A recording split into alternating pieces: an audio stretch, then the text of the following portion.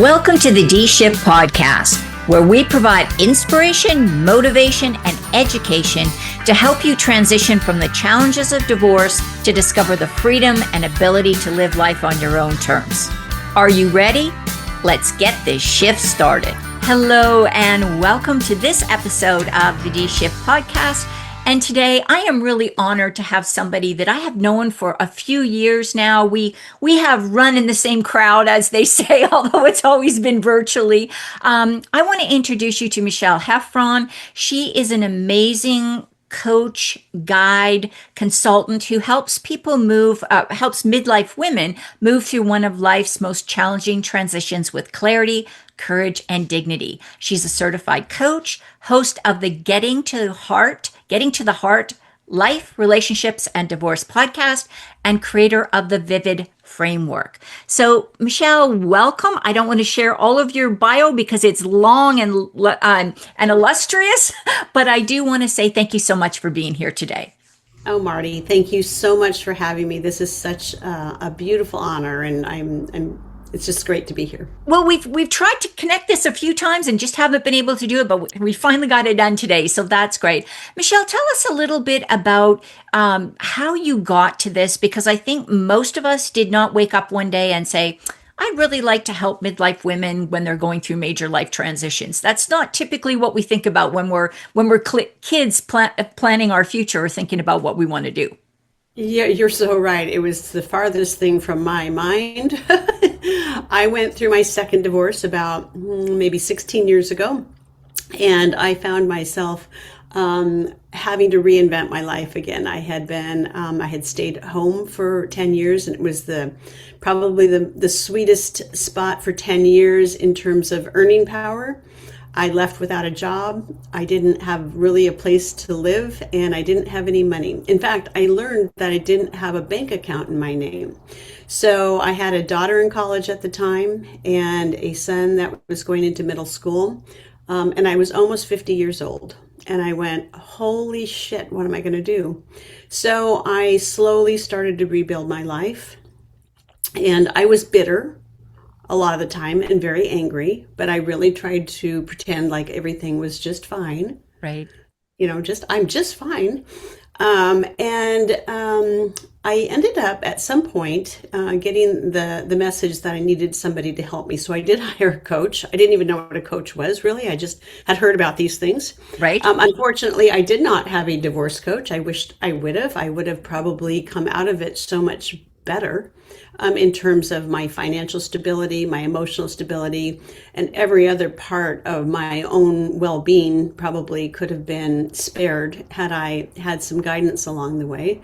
But back then, really, there wasn't that much opportunity for that. I didn't even know. So for me, I hired the wrong attorney, nice guy, wrong attorney. Right. And I got railroaded in many, many ways. And I saw that later as an opportunity for when I became a coach, because it was through my first coach. I walked into that room, and about 20 minutes into the session, I thought, this is exactly what I'm supposed to be doing for people. And at the time, I didn't realize it was through divorce, but that's where a lot of it evolved. Right. And so fast forward, I worked in the domestic violence space. I worked in relationship health education space and at-risk youth, and that was all through nonprofit. But that wasn't where my love was. My love was really, really, really mentoring and helping people see themselves and their potential in life. And I can see that so much through a divorce, because I don't feel like that's the end. I feel like that's the launching pad for where do we go from here. Yeah, and that is such a powerful message. And, when you said that whole I'm fine, I don't know if you know Lori Sates, but she has a podcast called Fine as a 4-letter word. And I just think that just about sums it up, right? I love it. When the acronym I came up with that from the film Italian Job, and it's freaked out, insecure, neurotic, and emotional. Exactly. Yes, I remember that too. I remember that. They're standing on the iceberg talking about that. I remember that. Yeah, absolutely. So I think the other thing I wanted to mention is it seems like no matter who I speak to that's in this divorce space, in the coaching and support, coaching consulting support side of it, it really is most of us, not 100%, but most of us have had a lived experience and have thought, I don't want somebody else to go through this the same way that I did. So I really think that's a unique thing about this particular type of coaching service, that it is often based on a bad experience that we had. Go get the training, get the certifications, learn what you need to do to help people, and then go out and implement it. So Yeah. yeah, yeah, It's a more of a vocation or a calling, if you will, because right, it's where so many people are looking for purpose. And for me, I think that's where it all landed. It's like it's that doing for others, right, in a way that's going to help the overall well-being of everyone, right. including, if you have kids, or the relationship with your ex afterwards, and all the other pieces of it. Right. Yes, absolutely. So I know one of the things that you like to focus on, and I love the acronyms that you use in your work with your clients. One of the things that you talk about is that many women, by the time they get to a life transition, they're already dealing with a whole bunch of negative strikes against them in kind of in the mindset and the way they're approaching it. So can you speak a little bit to that, Michele? I think that we, as women, we're conditioned to believe in so many different ways, and humans are anyway. But we never really stop to think about, well, where did that thought come from? Why is it that I think this way, and is it really still true for me? But when you're going through something like a divorce, one of the acronyms that I use, and I didn't come up with this, I will credit Susan Forward for that, who was a psychologist and wrote a book about it. But it's called FOG, and it's fear, obligation, and guilt. And oftentimes these are the elements for us not to do anything. And I like to start going into what's the fear behind the fear, because one of the things that comes up is a lot of people, women will say, well, I don't know who I am without this marriage. Right. Or even if it's painful, right? And I'm obligated to this in some way because I made vows after all. And then there is a tremendous amount of guilt. And you probably see this in your clients too, is that, gosh, who am I even to want more in my Right. life? Right. Right. And we go deep into a lot of this because, um, you know, fear shows up in so many ways, and it's actually really the foundation of anger and resentment and all the other things that come into play. But the fear goes beyond the practical or the financial pieces of it oftentimes, and we tend to stay on that surface, Right. Right. right? And where we really need to take a deeper dive, I think, is what's the fear behind that fear, and Yeah. what's causing that. And so I don't know if what you see in your work with that, but that's a really foundational piece of what keeps us stuck oftentimes. Yes. Yeah. And I so appreciate that, because that fear, obligation, and guilt. Absolutely. And you know what I hear a lot, Michele, is, well, my relationship isn't really that bad. There's no violence, there's no abuse, there's no, he's not a bad person, or my partner's not horrible. Right. And it's almost like it's there's there's this sense of I can't have a great life because whatever, because I don't deserve it, because I took these vows, because I did, whatever, like you said, whatever those reasons may be for the individual. But it's almost like there's got to, in some women's minds, there's got to be something huge and terrible and almost life threatening to sort of give them permission to then get out of these relationships. And, you know, and now that we can we can be independent, we can work, I know lots of women that are starting businesses in their 60s and 70s. This So is do not I. uncommon. They're going back to school and getting advanced level degrees and starting. I have one lady in her 70s who just finished her doctorate program is going to open up an office to see clients I in a love clinical that. practice.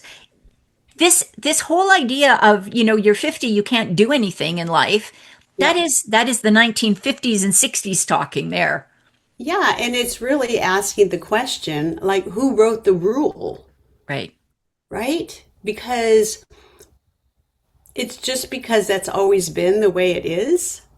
But the absurdity with so much of this, what you're saying, I think, is that when, women will continue to sacrifice whatever, because of, or to preserve an arrangement, right, that's been making both people miserable for a long time, but because we did do the vows or we don't think we are worthy of having more, we stop ourselves before we even offer ourselves a possibility of, Right. well, what if, right? Right. Instead of, why can't I, Yeah. right?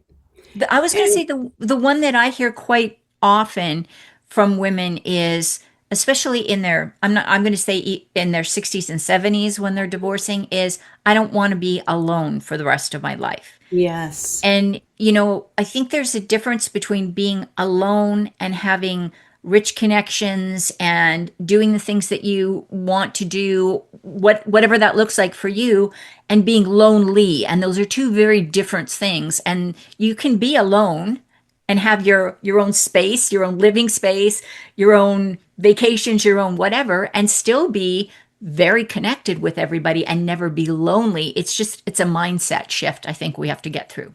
that it's spot on because when I'm working with women, especially in that age group, the 50s, 60s, oftentimes they've been married since they were, Yeah. in their early 20s. 20s. Yeah. And that's where, they've lost themselves during that time. And also understanding they were very lonely, possibly in their own marriage, Hmm. which was what then became the norm. But at least you weren't alone, Right. but you were very lonely, right? Now, as I see it, and this is why I work so much with relationships, because we have to start having a relationship that's caring and loving and honoring our own values and boundaries with ourselves before we can really call in that loving real relationship, if that's what you choose for afterwards. But it's the relationship with yourself and that mindset you talk about, which is why it's so important to take a deeper dive on who you've been Right. and step into who you need to be. I'm gonna Right. pour some water here. Oh yeah. And So sorry. I'm just gonna mention that the more that women, I think, of any age going through divorce listen to comments and listen to people like Brene Brown and even Mel Robinson's Let Them. I mean, I know Yes. that's a very simplistic, but the more that you listen to this, and Michelle has an amazing podcast and this podcast, and there's so many great resources out there that really are there to support women. And one of the things that I know that you work with is a specific framework when you're working with clients. And again, it's a lovely acronym. It's VIVID. So that's a nice, when I think of VIVID, I think of bright colors and all kinds of different things. It's a very positive word for me. Tell us a little bit about that, Michelle, and how that works in with working with your clients. Yeah, thanks for asking about this. I was lying in bed one night and I thought, what is this work all about, really? And so much of it, when you really think about it, whether you're starting a divorce or you're discerning a divorce or you're any kind of a life transition that you might be going through, even a relationship. And I even take this and I bring it all the way down to, let's just say you're planning your weekend. But you really want to start looking at it in the terms of values, So I like to start with your values. So if you're going to go through something as life changing as a divorce, it's not about calling an attorney and just getting the wheels rolling here. Right. This is about, what do you want through this whole thing? What's meaningful and important to you? And that ties into our values. And and you look at, well, what are the values you've been living by? These aren't aspirational so much. They're, what's the real deal going on here, right? Right. Because it's easy to contradict what you want and what you're actually doing. And then we go into some intention. And intention is more like, some people could think of it as a goal, right? But you want to give yourself some intention. Do you want to be a bitch through this, or you want to be a really pleasant, loving person? So you're kind and whatever. I mean, you really start to look at, what does that mean in terms of your values? And then really do start creating a vision. Because I think we need to look beyond the end of the divorce, because where do you want to go through this? Right. And lead into it. I know at the very beginning, this is hard to do because you're in the thick of all the other crap that's going on. But it's also, those are the things to start thinking about as you're forward thinking through this process. So each step of the way, even the hard steps, we find there's solutions to those problems and the things that we come up with. But I think one of the most important pieces of it, Marty, is identity. Because we are literally losing our old identities to move through and become the people that we truly want to be. And that takes some time and effort and patience, because this doesn't happen overnight. I don't know, you're in Texas, right? Right. Yes. Yeah. I don't know what your wait time is. I'm in Washington. We're a 90-day minimum. And I tell everybody, boy, you're going to be really lucky if it gets done in 90 days. So good luck. Right. Hang on. But Right. the fact is, for any of us to do any type of quality work on ourselves and take a closer look at who we are and who we want to become, it takes time and patience and persistence. But so that by the time you get into, making decisions and moving in a direction, you really can discern each of those steps based on what your values, intention, vision, and identity are. And I feel like this is just a really easy way to sort of put some words around it. And it's changeable. It's a living kind of a thing. I do it for many of the things that I do now. Because I like to try to walk my dog. Right. Yeah. Yeah. And it is important. I mean, I do that with a vacation now. I did that with this big move I just went through recently. So I do implement that on many, many occasions, because I think it's a way we give ourselves a path forward. Right. And a lot of us are doing it anyway. We just don't have words to put to the actions that we're taking. Yeah, it's having that strategic approach, whatever works for you. And I particularly like this one. And I love what you said about having values, and then are you actually walking the walk with those values? Because I have actually had people, because I do a values thing. I think most coaches, that's one of the first things we do. Vision and values tend to be some of the early things we talk about. And I've had clients who say, well, I value honesty, and I value transparency, and I value inclusion and cooperation. This all comes out. And then I say, and what was the problem with your relationship? My spouse was hiding money. There was an affair going on. We didn't communicate with each other. And I'm thinking, okay, your lived values are totally opposite to what your stated values are.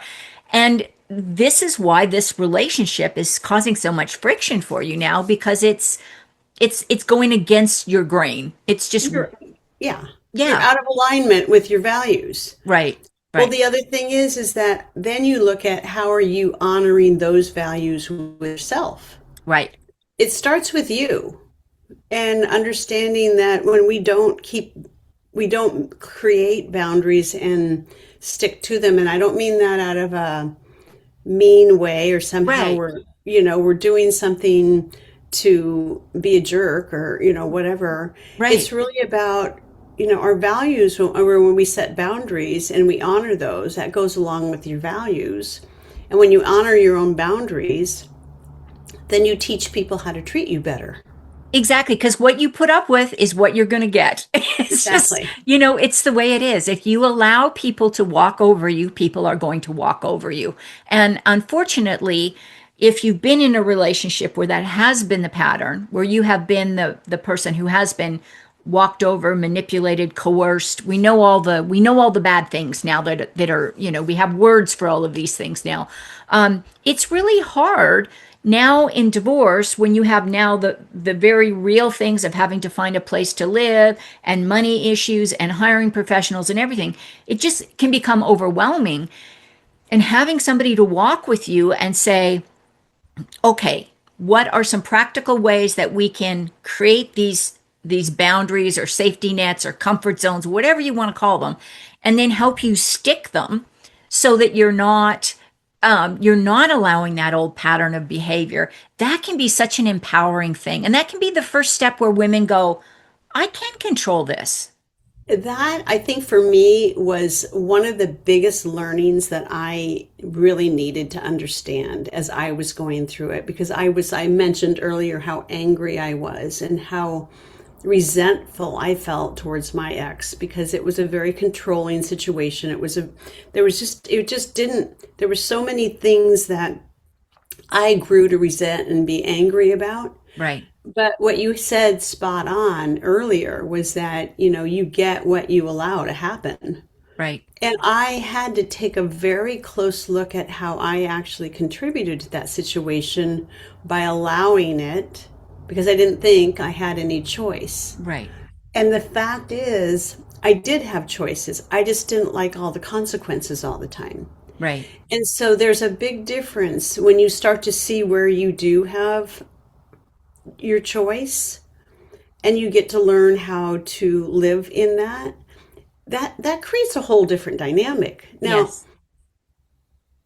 it's the same with your kids. It's then you spill that into your friendships and your work, but the biggest thing is, if you go on to have another relationship, if you don't make those changes, you will get more of the same of what you got. Right, right, Even though from the very get-go it might look like a different face or right. a different, but you will get more of what you got in the first one if you allow that to keep being your pattern, as you referred to. Yeah, and so I love this, and I always say her name wrong.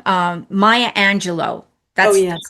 she's that quote, and I'm going to mess it up, but you do the best with what you know, and then when you know better, you do better. And so what I know Michelle and I are very passionate about is having our clients take some time and do that self-reflective piece, not to guilt you or shame you or make you feel like you did something wrong, but to say, okay, at that time I did this and this is why I did this. And it's typically for self-protection, to, reduce the conflict, to smooth through a difficult situation. There's very good reasons why that was done at that time for you.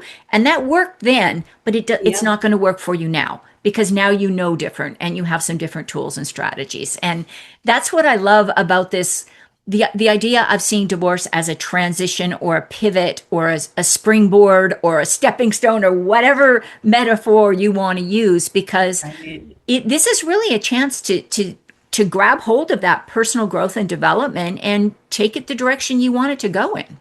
Yeah, I so agree with that. And it's actually such a great opportunity.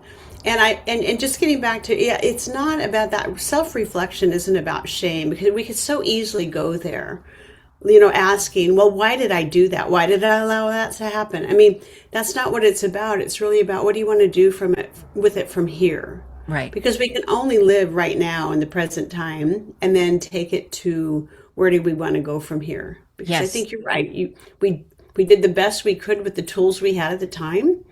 When we get better tools, we do things differently, right? Yes. Yep. Yep. Absolutely. Michelle, Yeah, I can't believe how fast this time I goes. We know. are It we are just goes. about at the end here. Of all of the things that you shared with the listeners today, and thank you for this. So enjoyed the conversation. What do you think is the big takeaway you want people to remember?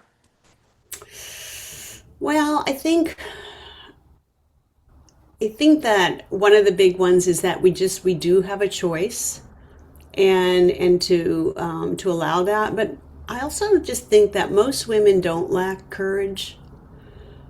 I really don't think they do. I think what they lack is permission. And sometimes when they learn how to give themselves permission to do something, not from somebody else, because oftentimes we're waiting for somebody else to give us permission. And that's what I do work, and you probably do this too, is just to help them see that their voice and how do they give themselves permission. Right. But that takes a little bit of unraveling and rebuilding old belief systems. But that, I think, is one of the biggest things, is that knowing you can give yourself permission to do what you know in your heart is really, truly asking you to do. Lovely. What a positive way to end this. Michele, if people want to find out more about you, what is the best way to do that? Where can they find that information?